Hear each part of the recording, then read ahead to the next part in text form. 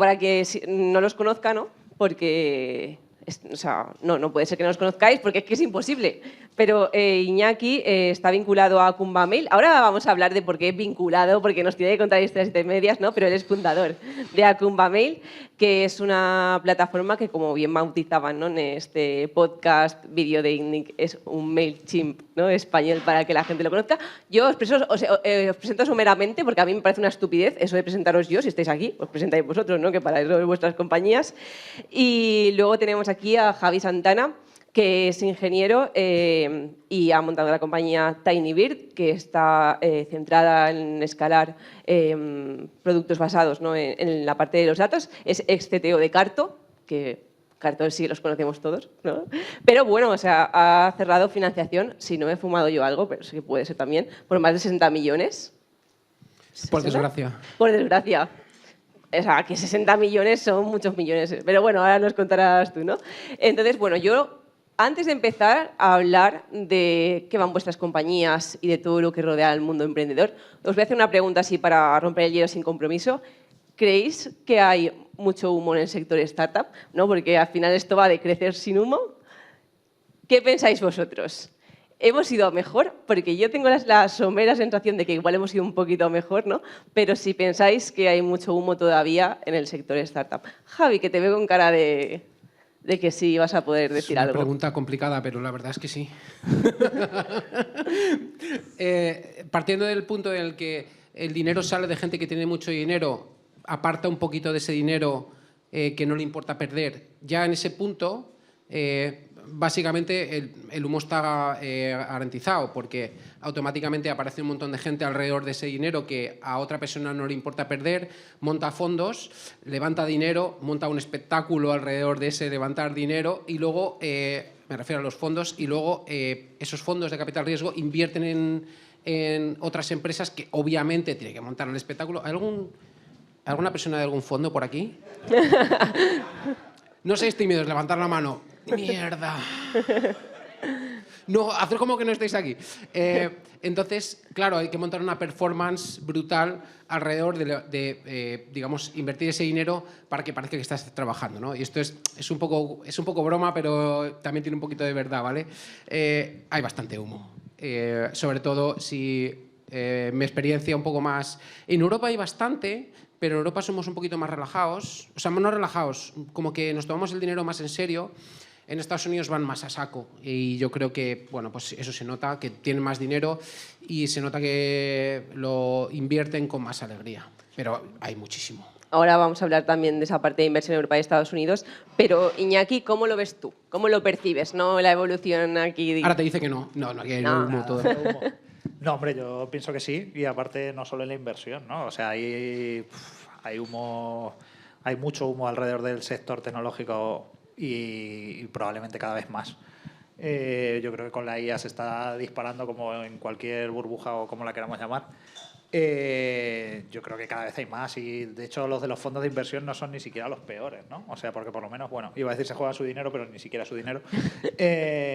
Pero, o sea, quiero decir, hay cosas peores incluso, ¿no? De cursos, consultores, etcétera, etcétera, que es todavía más flagrante, ¿no?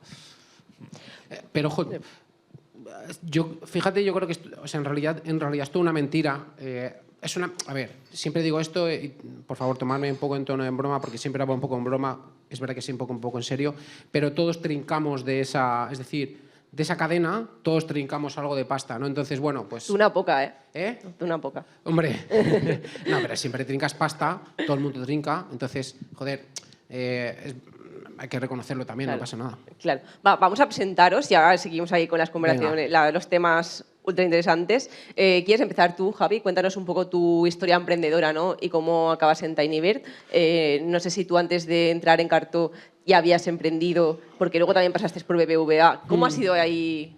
Yo en realidad empecé emprendiendo con 6 años porque tenía con 6 o 7 años, la edad que tiene mi hija ahora,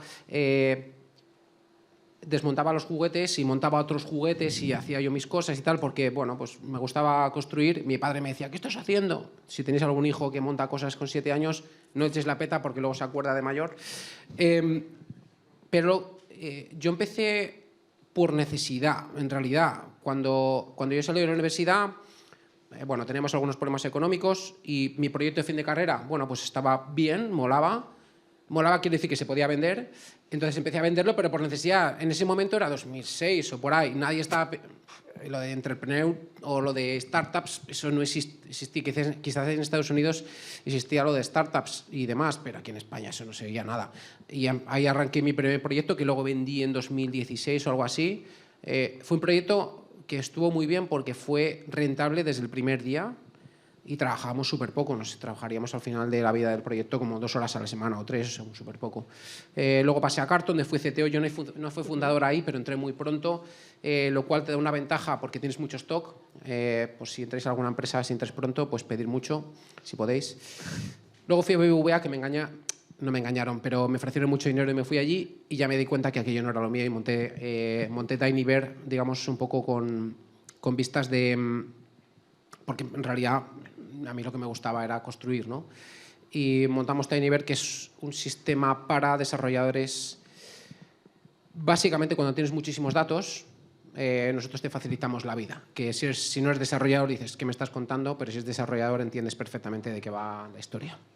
Y eso es un poco el resumen. Pues dale, Iñaki. Pero empieza desde lo del crowdfunding, ¿eh? O sea, no empieces ahí, tú desde los principios. Voy desde el principio. Yo he empezado de los 7 años, a ver qué haces. Se está repitiendo la entrevista de Nick muy fuerte. No, me da Dale, igual. broma, va. Bueno, yo también soy ingeniero, pero peor que Javi. Y nosotros cuando acabamos la carrera, pues nos fuimos a trabajar así a una empresa normal y corriente. En mi caso era una telco, era Ericsson, que tuve suerte porque caí en un proyecto que era también una startup que habían comprado, ¿no? Y entonces ahí hacíamos cosas así como de dudosa ética, ¿no? Porque básicamente para lo que servía el cacharro era para analizar en tiempo real el tráfico de red. Y eso tiene muchas aplicaciones, bastante pocas son buenas. Por ejemplo, pues se usaba para capar el voz sobre IP en su día, para capar el P2P, que se decía, no capa el P2P, y todos decían, no, es mentira, no, era verdad. Y no sé si me he saltado una NDA o algo. Ha prescrito, seguro. Sí, seguro. Y luego también se usaba en, pues yo qué sé, en sitios, pues si quieres analizar el tráfico de redes, pues por ejemplo en países de dudosa legitimidad democrática, cosillas así, ¿no? Pero tecnológicamente era un proyecto bastante interesante porque, bueno, analizar tráfico en tiempo real en ese momento pues era un desafío, ¿no? Y ahí estuve un par de años trabajando y yo había hecho la carrera con el que luego fue mi socio en todas las empresas, con Rafa.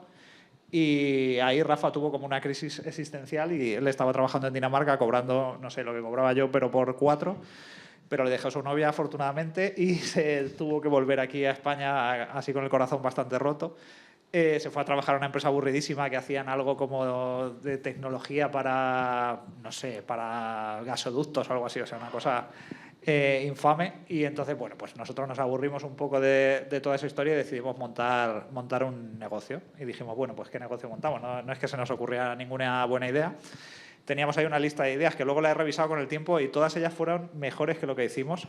Pero bueno, es lo que hay. Pero dijimos, pues es que nosotros nunca hemos hecho una web, porque nosotros éramos como gente de tecnología un poco... O sea, una interfaz no habíamos hecho nunca. Básicamente, todos los cacharros en los que habíamos trabajado, la interfaz era una línea de comandos. Ahí teníamos que haber seguido, habríamos ganado más dinero. Pero dijimos, vamos a hacer una web por primera vez en nuestra vida para ver cómo es eso de hacer una web, ¿no? Porque en la carrera yo recuerdo que no hice ni una. Y hicimos una web y dijimos, bueno, ¿qué web hacemos? Y dijimos, bueno, pues vamos a copiar esto de Kickstarter, que está así bastante de moda. Y entonces cogimos y copiamos Kickstarter y lo lanzamos aquí en España. Dijimos, bueno, vamos a probar. Nos juntamos con otro socio que era así como un ser de las entrañas de Internet, digamos, de gente de esta que le gustan los foros y las cosas oscuras y tal. Y entonces pues el tipo se puso a escribir a todos los periodistas del mundo, consiguió un montón de entrevistas y un montón de movidas, o sea, una cosa increíble de PR. O sea, yo no he visto un PR así hecho en España por 3 desgracias como éramos nosotros, nunca. Pero claro, lo que pasaba ahí era que el negocio, pues que era una mierda de negocio, ¿no? Porque básicamente comisionábamos el 5% de lo que transaccionábamos, que en nuestro caso era muy poco. Y aparte surgió por ahí otra empresa en Barcelona que eran como estaban más dentro del mundo cultural y tal, que era lo que usaba el crowdfunding en ese momento. Nosotros teníamos pues la sensibilidad así de una zapatilla y ellos eran como una gente que les gustaba la inspiración y tal. De hecho, estos tipos tenían pasta así de familia y le pagaron a Sergio, a Saleiva, para que diseñase la web. O sea, su web era mucho más bonita que la nuestra, claramente. Le pagaron a Aitor, que en paz descanse, porque les hiciera el desarrollo. O sea, que su desarrollo, bueno, tampoco era mucho mejor que el nuestro, pero era mejor. Y bueno, y nos zumbaron bien y entonces nosotros eso se lo vendimos ahí a un grupo de gente ahí en Castilla-La Mancha que estaban interesados por meterse en el mundo de Internet y tal. Hicimos una venta así pequeñita, en perspectiva probablemente la mejor que hayamos hecho. Y ya ahí decidimos hacer otro proyecto que fuera un poco más adecuado para nosotros, ¿no? Que éramos todos ingenieros, y lo que buscábamos era otra cosa, ¿no? Estar ahí lidiando con gente, con cantantes ni movidas así. Y entonces ahí lanzamos a Kumba Mail, que básicamente era una plataforma de email marketing. En ese momento en España había poca competencia y la que había era como muy mala. Y la competencia americana no estaba muy preocupada del mercado español. Entonces, pues ahí lo lanzamos, yo creo, en 2013 o 2012 o algo así. Y pues fue bastante bien. Hablamos de la parte de financiación y están aquí para conseguir un premio. Al final es dinero, ¿no? También. ¿Vosotros en qué momento decís que hay que ir a por financiación? Si quieres, en tu caso, Javi, habéis cerrado varias rondas. ¿En qué momento decís, vamos a cerrar una ronda? ¿Y cómo te planteas las rondas sucesivas? ¿Qué pasa ahí en medio para decir, hay que volver, hay que volver? Claro, es muy difícil levantar, o sea, es muy diferente cuando levantas ronda de la nada a cuando levantas ronda con cierto track record. Entonces, por ejemplo, en Carto, lo ves que en Carto cuando levantamos la primera ronda, que era una seed, una nota convertible y todo aquello, aquella movida, bueno, que sigue estando, pero recuerdo que una nota convertible y luego levantamos una serie, no había seed ni nada, había por aquella época, era directamente ibas a serie A, prácticamente era así, levantamos 8 millones, que 8 millones ahora ronda A es como fácil. En aquel momento era como bastante increíble, ¿no? La realidad es que si puede, o sea, la realidad, y ahora cuento un poco más de mi experiencia levantando, pero la realidad es que si puedes no levantar, no levantes, esa es la realidad, pero hay dos buenas razones para levantar, y es que es cuando el negocio no está claro, y entonces dices, bueno, me estoy jugando aquí el pellejo y no sé si necesito capital, bueno, pues lo levanto, para eso está el capital. Y cuando el negocio no está claro, es decir, no es la mayor probabilidad es que me dé un 10, un 15, un 20% anual, bueno, pues te vas a Venture Capital, que es de lo que hablamos aquí, entiendo. O cuando tienes un proyecto y ya tienes cierto récord y te resulta fácil levantar, en ese momento dices, puede ser que digas, bueno, estoy haciendo dinero, tengo un proyecto que funciona, pero quiero quitarme cierto riesgo, ¿no? Es decir, claro, tú cuando has metido un montón de pasta en tu proyecto, ya sea porque has metido la pasta en cash o porque has metido mucho tiempo, dices, bueno, puedo levantar algo de pasta de forma que alguien que tiene mucha más pasta que yo coge parte del riesgo y yo asumo otra parte del riesgo. No es una forma de quitarte riesgo que mucha gente tampoco lo ve así. Pero entiendo aquí que estamos un poquito más en la primera etapa de, bueno, no tengo tal récord, quiero levantar.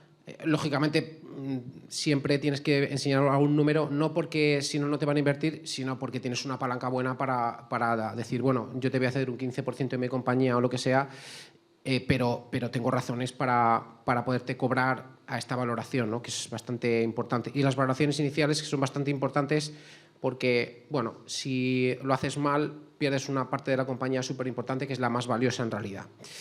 Podemos hablar de rondas de financiación hasta lo que queráis, al infinito, pero para arrancar, y ya se me ha olvidado la pregunta. No, era cuándo decidías, que lo has explicado, buscar la financiación, pero yo quería preguntarte también, ¿cuánta energía gasta cerrar una ronda de financiación? Es que depende, ¿no? Porque si no tienes tal récord es una putada porque estás peleando con un huevazo de gente que aparece por ahí. A mí, personalmente, me llegan me llegan presentaciones y demás de gente que quiere levantar, que si yo quiero ser VA o lo que sé, digo, si me llega a mí eso, que yo no profesionalmente no me dedico a eso, ni nada por el estilo, imaginaos un fondo de inversión, tiene que llegarle aquí yo lo más grande. Entonces, ahora mismo en el mundo que vivimos, para destacar tienes que tener algo, ¿no? Ese algo es lo que tienes que buscar. Si tienes este récord, es relativamente sencillo. Para nosotros, por ejemplo, cuando fuimos a levantar dinero para Tinybear, creo que las 2 semanas ya teníamos 3 o 4 term sheets de fondos que nos gustaban. Entonces, claro, es muy diferente cuando dices, oye, no, yo vengo de montar una empresa, hemos levantado 60 millones o 70 o 100 en 80, creo que eran 90 en Carto en su época. Tenemos 12 millones de ARR o 15 o los que sean, no quiero dar números. No es lo mismo. Es decir, oye, he montado un equipo de 100 y pico personas, he gestionado esto, he gestionado lo otro, sé de qué va, sé cómo se vende, sé cómo se organiza un equipo de ventas, el equipo de marketing, cómo se coordina con producto, cómo no sé qué. Eso, y luego sé lo que es sufrir, que eso es la parte más importante de todo esto, ¿no? Es bastante diferente. A nosotros, ya te digo, que en Tinybear fue súper rápido. De hecho, cerramos la seed el mismo día que cerraron el COVID. O sea, que cerraron España entera el 14 de marzo, creo que fue el 15 de marzo, algo así, que cerraron todo España. Es el día que íbamos a firmar. Obviamente no firmamos, pero los inversores nos hicieron la transferencia del dinero. Y les dije, digo, vosotros sabéis que somos españoles, ¿no? Digo, que nos pagamos con la pasta perfectamente. Ese es el nivel de, digamos, de cuánto de fácil es una vez que tienes track record. Pero claro, para tener track record hay que currar... pues eso, fines de semana y fiestas de guardar, Claro. básicamente. Vosotros, Iñaki, decidisteis vender. Cuéntanos la historia, a ver cómo Nosotros se... primero intentamos levantar dinero un rato, aproximadamente durante un par de semanas. Fuimos así, un par de viajes a Madrid. No éramos gente con muchas habilidades sociales tampoco. Hemos mejorado. Pero yo creo que eso es lo habitual, ¿eh? No sé, pero en esa época estaba de moda otra cosa. ¿Sabes? Esto era 2013, Ya. ¿sabes? Estaba de moda como llevar un jersey así y montar un grupón, Ya. ¿sabes? Entonces, no, nosotros no éramos el caso. Y entonces la gente decía como que, o sea, tengo feedbacks variados y estaban guapos, la verdad. En plan, como que el software es que ya era una commodity en 2013, o sea, genio. Y bueno, muchas cosas así. Tampoco nos esforzamos mucho porque es verdad que no se nos daba bien ir allí y contar la película. Nos sentíamos un poco como si estuviéramos haciendo el idiota. Y además, sí que es verdad que la cosa, no me acuerdo, en ese momento estábamos facturando muy, muy poco. Estaríamos facturando 20, 30.000 euros, o sea, a lo mejor 20.000 euros. Ese era el problema, que estáis facturando. Claro, yo creo que puede ser, ¿eh? Sí. Y así en un despiste que decimos facturar, pues yo qué sé, de 20 a 30. Y entonces dijimos, pero si esto no tiene mucho sentido que levantemos dinero, porque además éramos muy, muy ratas. Entonces no nos gastábamos el dinero, es verdad. O sea, no ha perdido dinero eso en un mes. O sea, KumaMail nunca ha perdido ni un mes dinero. Yo creo que nunca jamás. Y entonces sí que luego, 3 años después o 4, nos vino así una oferta, que nosotros estamos ahí en Ciudad Real con nuestro ritmo tranquilo, y nos vinieron una oferta y nos pareció bien y vendimos. Y ahí puede ser que ese hubiera sido el momento de haber levantado una ronda, haber hecho un poco de secundario, habernos llevado algo de pasta y haber seguido. Pero bueno, nosotros elegimos vender y tampoco, o sea, ni tan mal. O sea, la pregunta en realidad es si en ese momento que sí iba... Dices, bueno, empezaba a ir bien, si hubieses levantado y hubieses empezado a meter gallina y a muerte, ¿cómo hubiese ido? A ver, nosotros teníamos un poco de miedo porque lo primero es que esta gente eran competidores nuestros y querían venir a España, o sea, nos compraban a nosotros o compraban a alguna otra cosa infame que hubiera por ahí. Y luego lo segundo era que también siempre habíamos tenido un poco de miedo a todo el tema de la entregabilidad, porque el email marketing, como que siempre pensábamos que dependíamos mucho de Hotmail, Gmail y demás, y que llegase un día que nos metieran la hostia. Era un miedo un poco infundado porque realmente yo creo que eso no va a pasar ni ahora ni nunca, pero sí, si teníamos un poco esos dos miedos, aparte que nosotros tampoco éramos ricos, que eso yo creo que cuenta, porque si eres rico tu padre te dice, anda, tira, no pasa nada, sigue. Pero no era nuestro caso y entonces pues decidimos ahí vender y ya está. Julián, yo creo que estás confiando en el marcador este que no está yendo, pero bueno... vale, ok. Yo digo, yo aquí sigo a la charreta y nos da igual. Sí, porque no se ha movido, pensamos digo, que yo digo, bueno, igual... infinito tenemos. Tú pon Indiana Jones y nos vamos. ¿Cómo es esa experiencia, Iñaki, de que te compren, ¿no? Y trabajar en tu proyecto para alguien que no, o sea, que no es tu empresa, ¿no? Porque al final dices, esto fue mío, ahora ya no lo es. ¿Cómo es esa relación? Nosotros es que hemos vivido 2 fases de esas, porque a nosotros nos compran y nos compra una empresa así como bastante parecida a nosotros, con gente bastante parecida. De hecho, ellos habían vivido sin rondas de financiación hasta que salieron a bolsa allí en Italia, en un mercado secundario, pero una empresa bastante saneada y tal. Y ahí, en ese Bueno, estos tipos italianos tenemos una relación muy buena con ellos y nos dejan un poco hacer lo que queramos. Lo que pasa es que en 2023 o algo así, estos tipos venden la compañía a otra empresa. Tienen ahí, bueno, pues un momento, no sé, crisis de los 50 y deciden pues un poco quitarse el riesgo y venden su compañía y la nuestra. Y se quedan con una parte que es como la que más está creciendo y tal. Y entonces en esta segunda parte ya entramos como un corporate muy grande, ¿no? Que ya es empresa de 5.000 empleados, es otra película, ¿no? O no me acuerdo, o sea, una facturación gigante de cerca de 1 billón y tal. Y ahí como que cambia un poco la peli, ¿no? Y dejamos un poco, o sea, ya sí que vemos que no dependemos de nosotros, etcétera, etcétera. Y sí que nos cambia la película. Entonces, en la primera fase depende un poco del comprador. O sea, yo creo que depende del 100% del comprador. O sea, lo sé porque he tenido 2 compradores, entonces sé que depende del comprador. Y de un poco cómo se lo tome. De la filosofía de adquisiciones que tenga, de si quiere integrar las compañías o no quiere integrar las compañías, del motivo por el que compre, si es un motivo estratégico o realmente es un motivo financiero. Entonces, o sea, hay mucha diferencia. No se puede decir así de un solo caso, ¿no? Claro. Antes estabais hablando de burbuja, inteligencia artificial. Yo últimamente no paro de escuchar a gente decir es que ahora tenemos que tumbar todos los software desarrollos que se construyeron sin inteligencia artificial para volver a levantarnos y que tenga ¿no? integrada inteligencia artificial. ¿Qué de burbuja hay en todo esto? Y se nos está yendo la olla. No sé si quieres, Javi, esta parte de la inteligencia artificial, ¿cómo impacta? Esperaba que fuese Iñaki. Ah, pues Iñaki, Yo, ¿no, Javi? a ver, yo creo que, hostia, la inteligencia artificial es la hostia, ¿no? O sea, creo que a los dos como ingenieros nos ha explotado el cerebro viendo lo que hace eso. Y especialmente desde diciembre. Porque desde diciembre es verdad que ha habido como un salto cualitativo, sobre todo en la parte de programación, que es increíble, ¿no? Luego, dicho esto, ¿yo creo que van a caer todas las empresas de software por esto y tal? No lo creo. La verdad es que no lo creo porque, o sea, tú dile al que esté haciendo los tickets en un restaurante que se programe un software él, lo mantenga, lo securice, etcétera, etcétera. O sea, es que hay muchísima mierda alrededor de vender software que no la quiere hacer nadie, ¿sabes? Porque tú lo haces, le das así al botón, sale súper bonito pero luego todo lo que hay alrededor es infame y asqueroso, ¿no? Un poco. O sea, eso es así. Entonces, o sea, tú vas, o sea, no sé, ¿sabes? Ponle billing a un software, ¿sabes? O sea, tú piensa en eso, ¿sabes? Mírate a ti poniéndole billing al software de... Entonces, yo pienso que no va a caer la industria entera del software. Obviamente van a cambiar cosas y creo que todavía no somos capaces de ver lo que va a cambiar. O sea, yo no soy negacionista de la IA. Pero sí que hay ciertos discursos que se hacen un poco por la narrativa, por, voy a despedir a 5.000 personas, ¿pero por qué? ¿Porque contrataste mucho en 2022 o por la IA? Pues vamos a decir que por la IA, ¿no? O sea, es un poco ese percal.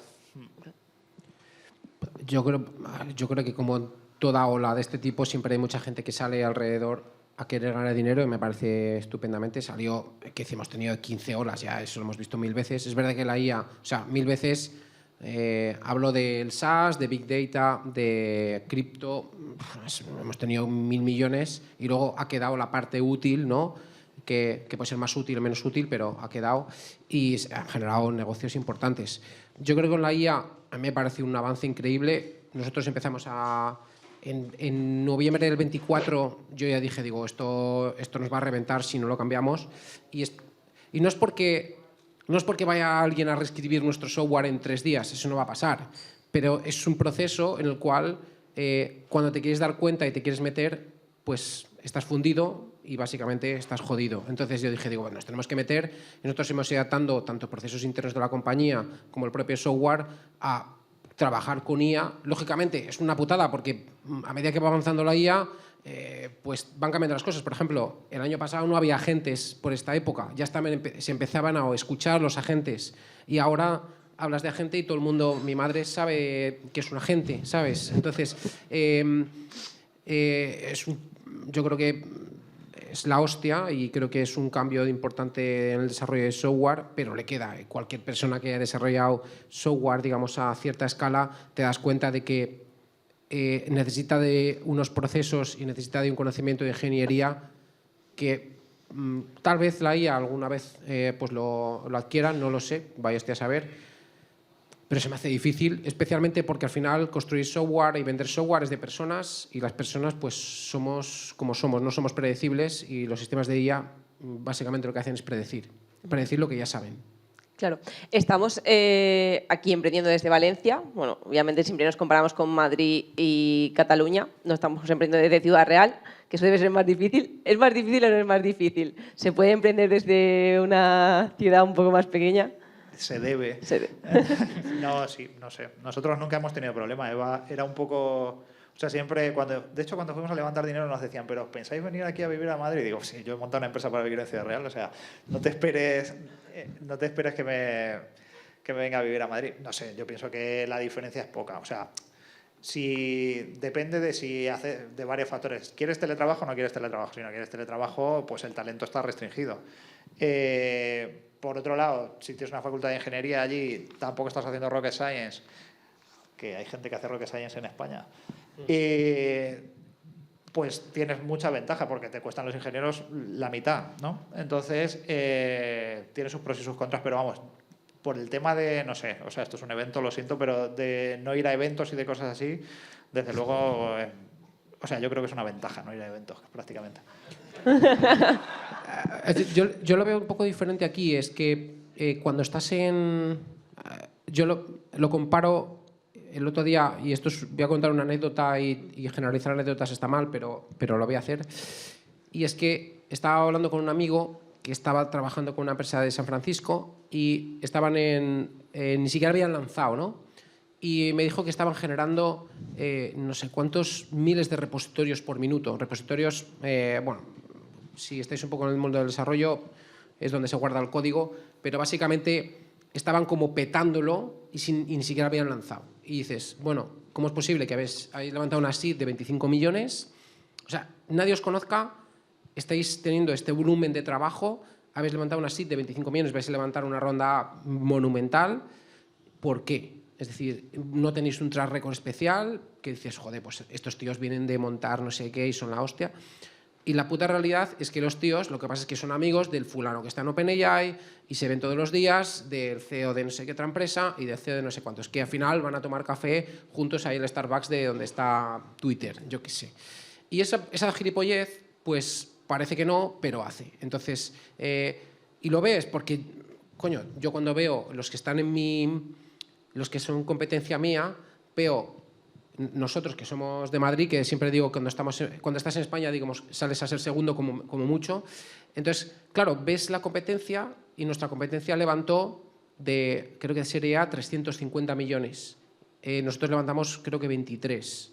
Entonces, ya dicen, bueno, pues salimos a jugar y salimos a contratar a los putos amos que ya han hecho esto, los vamos a poner aquí, y salimos a por los clientes que ya sabemos que vamos a coger y salimos con este dinero a por todo en realidad.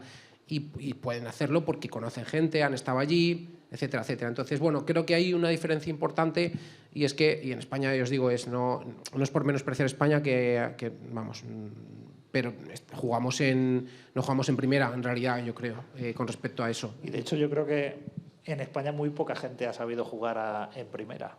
O sea, hay algunos, pero pocos. Pero muy, muy pocos, ¿sabes?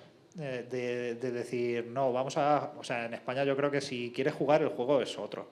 O sea, realmente. O sea, no sé, ¿sabes? O sea, ¿Cuál es el juego? Desvelaroslo. No sé, pero no... O sea, ir a ser el ultra top one probablemente no sea el juego, ¿sabes? O sea, hay gente que está jugando en ligas fuertes, pero porque ha empezado de forma súper orgánica, ha ido creciendo, no sé qué, prácticamente les ha dado igual todo hasta que ya tenían tanto volumen y tanta fuerza que eran muy grandes. Pero gente que haya dicho... Un petardazo así de primeras, aquí ha sido muy raro de ver. No, si gente no se que ha haya visto. dicho, nosotros vamos a jugar Liga 1 desde el minuto 0, vamos a levantar 300 millones y vamos a ser los reyes. No, es que no levanta. No, o sea, claro. Siendo español, no sé si levantaste 150. Pero la comparación era Valencia contra Madrid en este caso. Ah, mierda. No, estaba bien, porque de hecho te iba a preguntar ahora, en financiación, siempre hablamos de que los Venture Capital aquí son un poco más cagonetas a la hora de invertir pues, en deep tech, en cosas más disruptivas. ¿Son más cagonetas, más realistas, por lo que tú comentabas antes, ¿no? De que al final en Estados Unidos igual se les va un poco la olla invirtiendo en algunas cosas, pero cómo es ese contraste y si aquí deberían ser un poco más valientes, ¿no? Para invertir en determinadas tecnologías?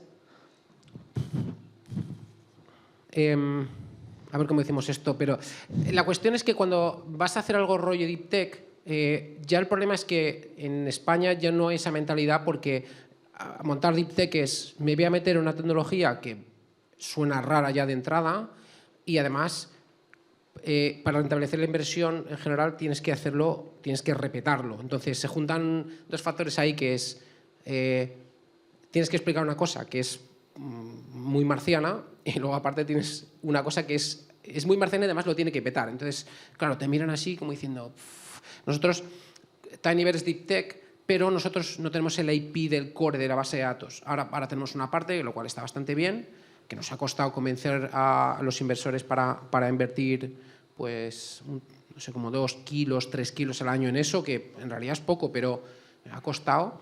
Y en realidad, dices, joder, para digamos, la mentalidad de tech, ya solamente la gente que contratas no tiene esa mentalidad, porque en España, pues, no hay casi empresas de ese tipo. Entonces no puedes decir, no, me voy a contratar a 7 fulanos que hagan algo de C++ y se metan en el core de la base de datos, como es nuestro caso. Yo me tengo que ir a Rusia o me tengo que ir a Bielorrusia, intentar contratarles de la mejor forma posible, porque no es fácil ahora, o sacarles de allí de la mejor forma posible, porque ellos sí lo han mamado, y todo el software, cualquier software que utilicéis a día de hoy, da igual que sea en vuestro teléfono móvil o en un servidor, lo que sea, el core está programado por un ruso, siempre. Ahora está pasándose a China, porque bueno, pues han invertido y han dicho, bueno, vamos a meter dinero, pero en realidad son rusos y chinos. El resto nos dedicamos a vivir de las rentas de lo que han construido ellos. Y cualquier ejemplo que me pongáis... De las rentas del comunismo. No, pero no, de una cultura de la cultura muy fuerte de vas a aprender esto sí o sí, y vas a saber matemáticas y vas a meterte en agujeros que nadie se mete. Y eso en España, tú le dices a un tío, no, verás que te vas a hacer un algoritmo de cómo seleccionar mejor 3 billones de filas en el tiempo más rápido posible, y te dicen, sí, bueno, pero yo, ¿dónde pongo el anuncio? Básicamente, ese es el resumen. Y es triste, pero esa es la industria que tenemos, no pasa nada. Es decir que, oye, tenemos cosas buenas también, es decir que algunas cosas son muy buenos, está bien, pero en Deep Tech especialmente no somos buenos, y eso permea, es decir, todo, tanto Venture Capital como gente que compra, incluso cuando tú vas a vender nosotros cuando montamos Tinyver, hubo una gran empresa que apostó por nosotros, pero era porque había 3 zumbaos de la cabeza que dijeron, creemos que esto tiene sentido, y aún así tuvimos que demostrar y demostrar y demostrar. En otros países pues no es tan difícil, llegan y dicen, bueno, probamos, si no funciona, pues cambiamos, no pasa nada. Bueno, sí pasa, pero bueno. ¿Quieres decir algo? No, sí. Javi es el de Deep Tech. Yo os quería preguntar, antes de empezar con las preguntas, una última cosa. Me ha molado mucho una serie en tu blog, ¿no? Substack, es que me cuesta decir la palabra, entonces decir blog, que era qué cosas no haría, ¿no?, si volviera a montar una empresa, o qué haría. Entonces, quería preguntarte, ¿qué cosas no repetirías o repetirías si volvieras a montar una nueva compañía? 3 cosas. Es que no montaría una empresa ahora mismo. No. No sé, cosas que no haría seguramente, levantar tanto dinero, esa es una, porque el hecho de levantar dinero te mete una cierta presión, muchas veces innecesaria. Es decir, ya siempre hablo de España, lo que vas a hacer con 15 millones seguramente lo puedes hacer con 10 también. Entonces, el hecho de tener 5 más te da un extra y un colchón, una seguridad maravillosa, que lo que te hace es te relaja un poco, y voy a entrecomillar esto es relajar, ¿vale? Eso es una de las cosas que no haría.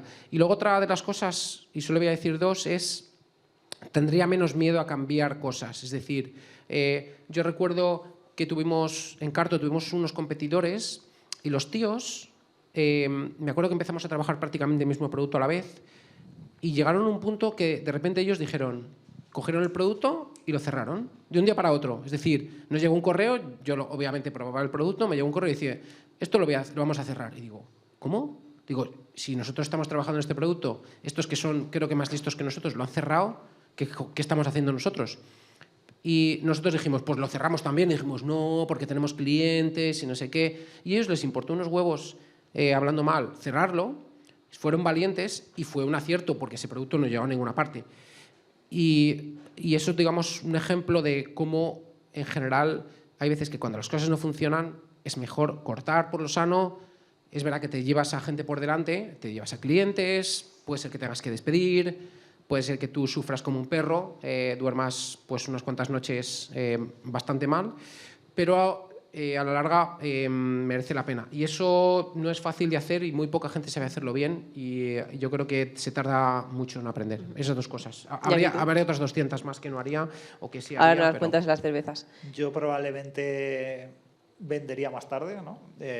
Claro, pero es un poco... Es que esa no vale, esa es muy poco probable que pase.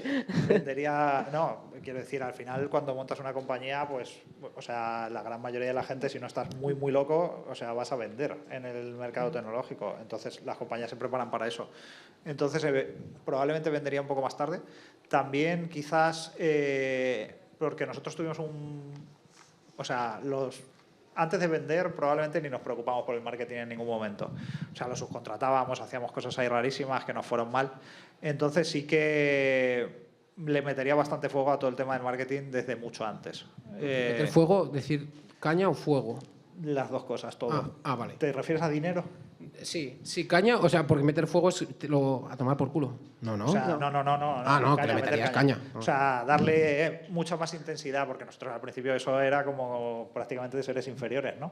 Porque nosotros éramos ingenieros. Entonces, claro, se lo subcontratabas ahí a uno, que probablemente haya sido el que más haya ganado de Akumba Mail, y bueno, no. Pero estuvo cerca y ya está. Entonces sí que ahí lo haría mejor desde el principio, probablemente. ¿Alguna pregunta del público? No puede ser que nadie tenga una pregunta, ¿eh? Por allí, al fondo. Creo ver a alguien en la penumbra levantando una mano. Es el del fondo, Javi. Es el del fondo. Ah, que hable yo. Ah, vale. Vale, sí, nosotros seguimos, pero bueno, que tiene la pregunta que la haga. Que si no yo me pongo aquí a charrar. Allá al fondo. El último. Sí. Buenas tardes. Yo vengo de Helsinki. Cuando me dijeron que viniera aquí pensé que era una puta broma. Fábrica de hielo.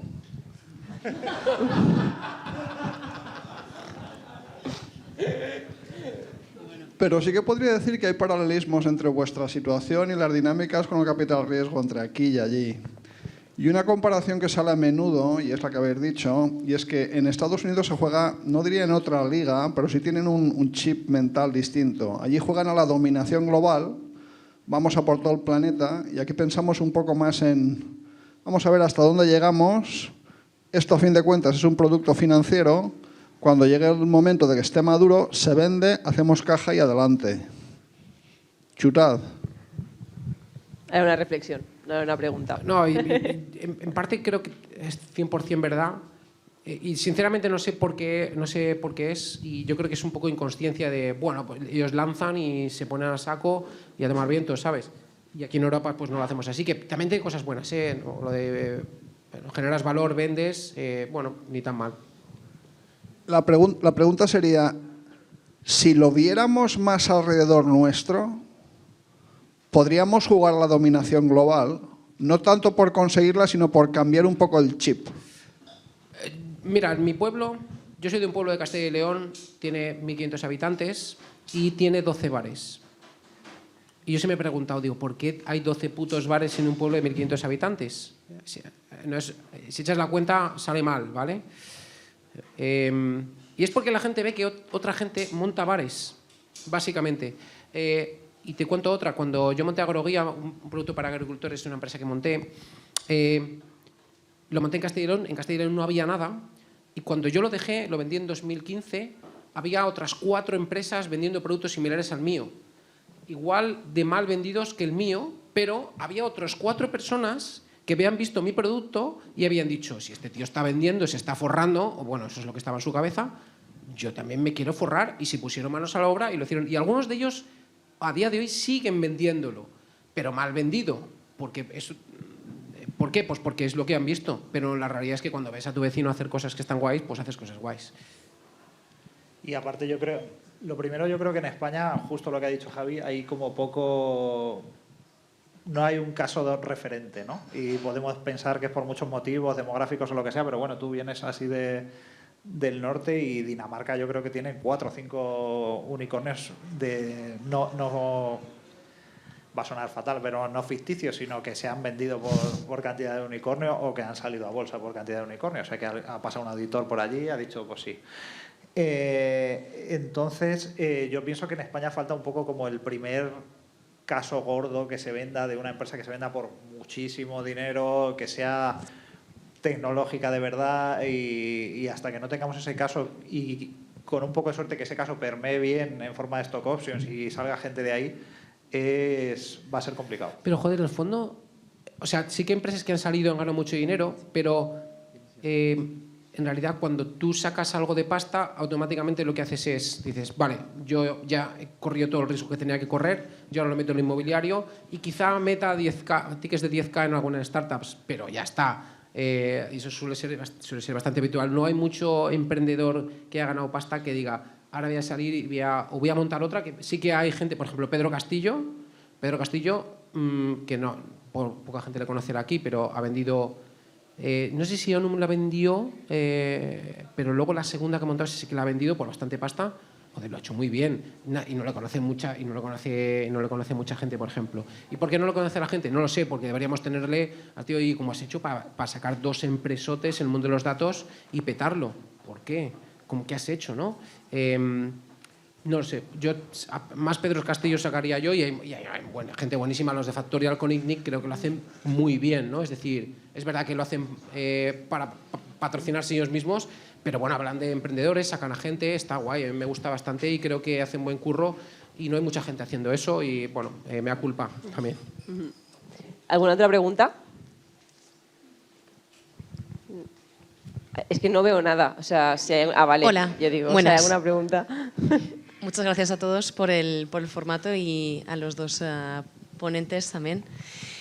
Me estaba preguntando, en esta época que vimos ya de era de la IA y que estáis hablando desde diciembre de 2025, todo lo que está cambiando, ¿qué aconsejaríais con vuestra mirada, vuestra trayectoria y experiencia y el potencial que estáis comprendiendo? ¿Qué recomendaríais a las startups que vienen y que están integrando ya esta tecnología en su producto, en su modelo de negocio? ¿Qué les aconsejaríais que tuvieran en cuenta? ¿Qué estáis ya tribulando diciendo? ¿Cómo lo integramos? ¿Cómo hacemos que esto nos potencie, que no sea un factor que nos pueda dispersar, que pueda confundir? Y lo dejo abierto. Honestamente, yo soy ya muy mayor como para responder esa pregunta. Me explico. Veo a gente de mi empresa que pues, tiene 20 años y incluso también les pilla un poco a contrapié, pero les pilla mucho mejor que yo y tienen una forma mucho más, digamos, nativa de pensar en qué puede resolver con la IA. Porque yo es como, yo cuando quiero resolver algo digo, estoy haciendo esto y lo pongo como un parche, digo, pues lo aplico aquí, ¿no? Pero esta gente viene como nativa ya, es decir, ya piensan en cómo voy a montar este tinglado directamente con la inteligencia artificial. Entonces, me pilla muy chunga esa pregunta. Lo que sí diría es, y vamos, es clarísima, da igual si eres nativo de IA o no, es no te vuelvas loco con el humo que te venden, porque mucha gente, tú entras a LinkedIn y ves el feed y básicamente todo el mundo está en el sofá tocándose las narices y su agente está haciendo su trabajo. Y vamos, no sé, Rick, pero me parece que a lo mejor no es tan verdad, ¿sabes? 100% eso de la gente, o sea, además el post lo ha escrito la gente también, ¿sabes? Claro, digo, mira quién se beneficia y sabrá, ¿sabes? Yo en el tema de la IA sí que pienso que la única cosa que yo tendría en cuenta si montase algo relacionado con la IA sería intentar como no ponerme en el camino de los grandes, ¿no? Es un poco, o sea, se la copia un poco a Omar, a un auténtico friki de la IA de mucho antes que nosotros, y lo que dice él es que si alguien saca un modelo que es mejor que lo que hay ahora y tú te pones contento, es que estás en un sitio que está bien. Pero si alguien saca un modelo y tú piensas, me acaba de hundir, estás jodido, ¿no? Entonces, un poco yo sí que tendría eso en cuenta si montase algo de IA, que es mucho decir, pero sí. Lo que pasa es que, joder, yo lo veo cuando sale un modelo nuevo y lo pruebo para hacer cosas que yo haría, digo, pues lo hace mejor que yo, entonces te hundes en la miseria. Siempre tienes que hablar mal del modelo. Sí. ¿Alguna otra pregunta por aquí? No sé, es que sigo sin ver nada. ¿Intuyo que hay alguien? ¿No? ¿Sí? ¿No hay más preguntas? Vale, es que veo algunas manos por ahí. Ah, vale, por allí. Es que esto de la luz... Hola, ¿qué tal? Bueno, muchísimas gracias también por las ponencias y he aprendido muchísimo de vosotros, he tomado notas para apuntarme un día a Skylab también, Skylab. ¿A que sí? Bueno, pues mi reflexión / pregunta, ¿vale? No he parado de escuchar sobre a cuánto vamos a vender la empresa, ¿no? Cuando a lo mejor hay mucha gente en este país que ni siquiera tiene la cultura, ni siquiera de creer en sí mismo, ¿vale? Decían por ahí atrás que bueno, Estados Unidos juega mucho a gobernar el mundo, ¿no? Y nosotros pues nos quedamos a ver qué podemos hacer este fin de semana, ¿no? Y yo creo que la cultura esa es súper necesario desarraigarla de nosotros mismos para poder empezar a pensar en las estrellas, ¿no? Y empezar a pensar en millones, en trillones. Entonces, yo, por ejemplo, que vengo de esa herencia, veo mucho dinero aquí volando y me he enterado de la mitad de cosas y eso, más que achantarme, lo que hace es potenciar mis ganas de seguir aprendiendo, ¿no? Pues quizás si potenciáramos esto en las escuelas, institutos, viviríamos un futuro muchísimo mejor. No sé, entonces, ¿proponéis desde vuestras empresas tocar esos temas, por ejemplo, desde las vuestras también? De alguna manera no pensar en los que ya estamos aquí, sino en los que tienen que venir después, porque al final los niños van a ser los clientes futuros que vamos a tener. Entonces yo potenciaría esa parte. Qué profundo, ¿eh? Qué profundo sí, que me has ha quedado. levantado. No sé si he entendido muy bien la pregunta, que es decir, que potencia esa... coger a los... ¿Tenéis alguna política para propulsar el cambio de cultura, el cambio de mentalidad de este país, ¿no? En cuanto a... Ya, ¿sabes lo que pasa? Que en general el problema de las startups es que son, si coges la campana de Gauss, las startups para mí están en la parte derecha o en la parte izquierda, no sé dónde, pero están en una parte, en un percentil súper alto de cosas que potencialmente van a salir muy mal. Entonces, muy mal. Entonces, no creo que puedas construir un país en base a te vas a jugar toda tu vida, vas a estar trabajando desde los 20 hasta los 32 años, 16 horas todos los días, porque es lo que puto requiere esto, para que algo funcione, para potencialmente ganar una suma de dinero importante y, obviamente, construir parte del país. Yo creo que necesitamos otro tipo de cosas, es mi opinión. Es decir, en este entorno, lógicamente, a todos nos gusta este rollo y pues está muy bien, pero no tengo muy claro si eso es lo que tenemos que poner encima de la mesa. Sí que es verdad que ser un poquito más aventurados sí que ayudaría, es decir, ni tan calvo como ahora. Eso sí que lo creo y ayudar a la gente a pues, que no pasa nada por... bueno, no pasa nada. Si tienes dinero no pasa nada. Pero bueno, hay veces que hay que arriesgarse y hay épocas para arriesgarse y otras que no. Y mucha gente con 20 años no está pensando en arriesgarse mucho y es la época.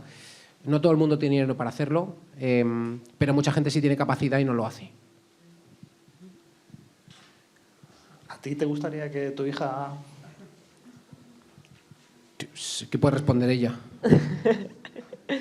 Yo creo que, no lo sé. A mí me gustaría que hiciese lo que le diese la gana, pero digamos con una mentalidad abierta de hago lo que me da la gana y si quiero ser funcionario, soy funcionario porque quiero ser funcionario, porque quiero servir en mi país, por decirlo de alguna forma. Es muy idealista, ¿no? Pero, o quiero trabajar en una empresa porque es algo que yo he elegido, o quiero arriesgarme todos los ahorros que me ha dejado mi padre de herencia. No lo hagas. En montar una empresa y perderlo todo, que haga lo que le dé la gana. Pero mucha gente puede hacerlo, es decir, mucha gente tiene dinero y dice, bueno, pues me gustaría arriesgarme, pero no me voy a arriesgar porque culturalmente eso no es así. Hay gente, de hecho, como que... Yo he escuchado varias veces así en entornos emprendedores un poco underground, ¿no? Como que a la gente que tiene dinero y emprende como que los hacen de menos, ¿no? Son gentuza. Son gentuza, por supuesto. Pero lo que yo pienso es... O sea, por lo menos se están poniendo, ¿no? Quiero decir, pues yo estaría en una playa probablemente, no sé, drogándome quizás. Si se está no, grabando, drogándote cortarlo. no. Esto se corta. Quiero decir, yo pienso que lo de emprender es que es una cosa bastante sufrida y aparte que para que unos cuantos emprendan tiene que haber mucha gente también que trabaje, porque al final todas las empresas necesitan trabajadores, etcétera, etcétera. O sea, no funcionaría el ecosistema si todo el mundo fuera emprendedor. Aparte que hay un riesgo real, ¿no? De que salga mal y sale mal en la mayoría de los casos. O sea, casos súper bollantes que al final ha salido mal. Y, o sea, Javi ha trabajado para terceros y se ha ido. Decía, sí, bueno, pero decía, es que igual habría ganado lo mismo que Sí, en Tiny, ¿no? yo seguramente hubiese ganado lo mismo en BBVA que con lo que digamos lo que llevo ganado con TinyBear. A lo mejor luego lo vendemos y lo petamos, ¿no? Pero Habría sufrido.